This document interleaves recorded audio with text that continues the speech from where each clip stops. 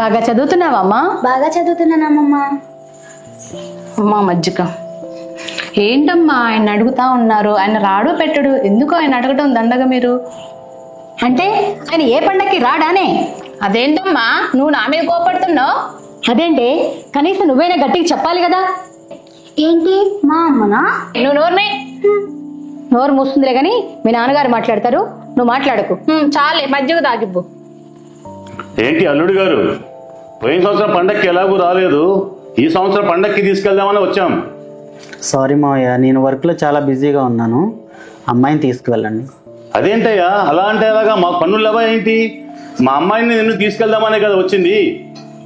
Sorry మావయ్య, నేను చాలా వర్క్లో ఉన్నాను.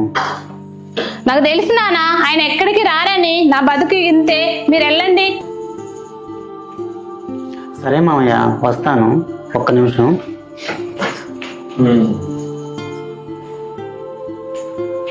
చూసావా మీ నాన్నగారు ఎలా ఒప్పించారు? అవునమ్మా చాలా హ్యాపీగా ఉంది నాకు.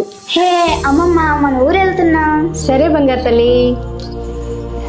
హలో ఏమండి, మీ అల్లుడి గారు ఇంటి కోసం లోన్ తీసుకున్నారు, నెలకి ఈఎంఐ 30,000 కట్టాలి, మీరు కడతారు? అడగమన్నాడు మిమ్మల్ని. అదేంటి ఆయన లోన్ తీసుకుంటే నన్ను అడగడం ఏంటండి? అవన్నీ నన్ను అడుగుతారేంటండి, మీ అల్లుడిని అడగండి. మీ అల్లుడి నెంబర్ ఇచ్చాడు, మీకు ఫోన్ చేస్తాం. సరే సరే అర్జెంట్గా పంపించండి. సరే సరే మా అల్లుడితో మాట్లాడి సెటిల్ చేస్తాంలేండి, సరేనా? మీరు చూసుకోండి, పంపించండి. హలో హలో హలో మేము మీ మనవరాలు అన్విత స్కూల్ నుంచి మాట్లాడుతున్నాము. స్కూల్ ఫీజు 2 లక్షలు కట్టాలమ్మా, తొందరగా పంపించండి, ఈరోజు లాస్ట్ డేట్. నన్ను అడుగుతున్నారేంటి? మా అల్లుడు గారికి చెప్పండి. మీ అల్లుడు గారే మీ నెంబర్ ఇచ్చి మిమ్మల్ని అడగమన్నాడు. మీకు ఏమైనా ఉంటే మీరు చూసుకోండి, ముందు స్కూల్ ఫీజు పంపించండి. సరే అండి, అడిగి చెప్తాను.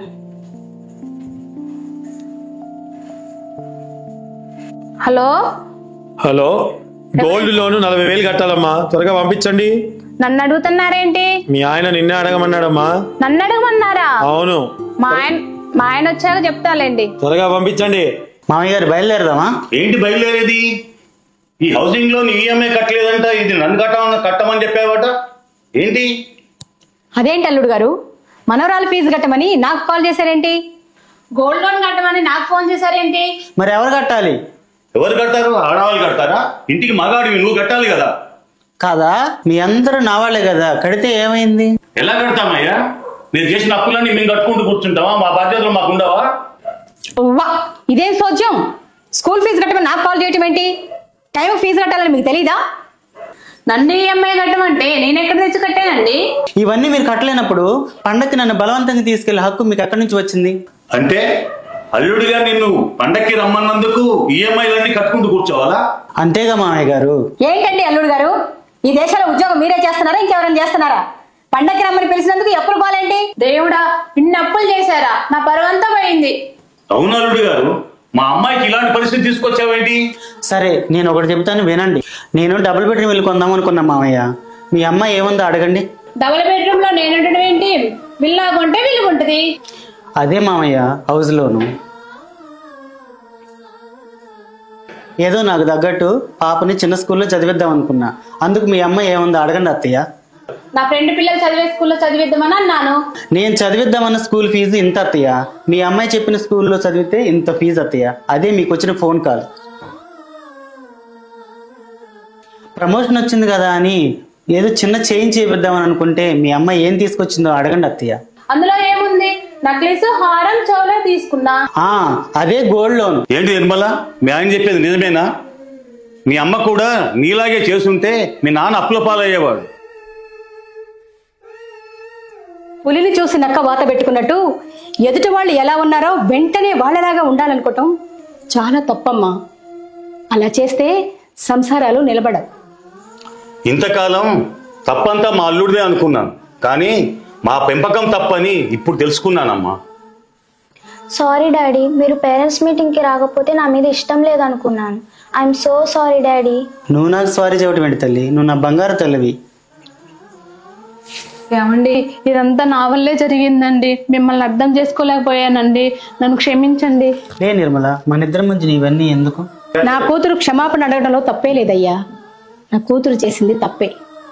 జీవితంలో ఎదగాలనుకోవడం తప్పు కాదమ్మా. ఒకేసారి ఆకాశాన్ని అందుకోవాలనుకోవడం చాలా తప్పు. దానివల్ల ప్రమాదం కూడా అమ్మా. భర్తను అర్థం చేసుకోవడం ఒకటే కాదమ్మా, భర్త సంపాదన ఏంటి, మన ఖర్చు ఏంటో ఆలోచించుకొని నడుచుకోవాలి.